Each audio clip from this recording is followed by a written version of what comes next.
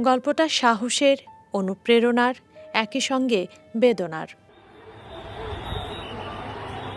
সোমবার মাইলস্টোন স্কুলের একটি ভবনে বিমান আছড়ে পড়ায় মুহূর্তেই ছড়িয়ে পড়ে আগুন। শুরু হয় ছোটাছুটি, মানুষের আর্তনাদ। এমন একটি ভয়ঙ্কর সময়ে অসীম সাহস, ধৈর্য আর পরম মমতা নিয়ে এগিয়ে আসেন একজন নারী, মাহরিন চৌধুরী, উত্তরার মাইলস্টোন স্কুল অ্যান্ড কলেজের সমন্বয়ক। যখন সবাই নিজের জীবন বাঁচাতে মরিয়া সেই কঠিন সময়ে মাহরিন চেষ্টা করছিলেন সন্তানতুল্য শিক্ষার্থীদের বাঁচাতে।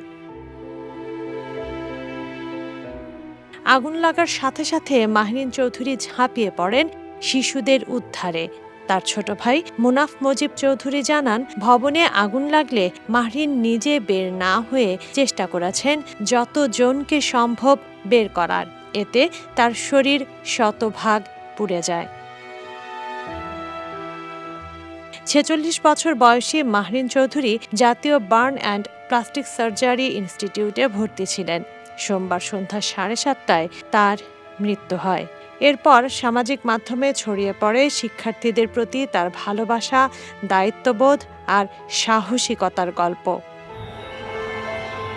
মাইলস্টোনে ভয়াবহ বিমান দুর্ঘটনার রেশ থাকবে দীর্ঘদিন। প্রতি বছরের ২১ জুলাই এই কালো দিন স্মরণ করবেন শিক্ষক শিক্ষার্থীরা। সেই শোকের গল্পে একটি উজ্জ্বল চরিত্র হয়ে থাকবেন মাহরিন চৌধুরী। তানজিনা অন্ত, ওয়ান নিউজ ডেস্ক।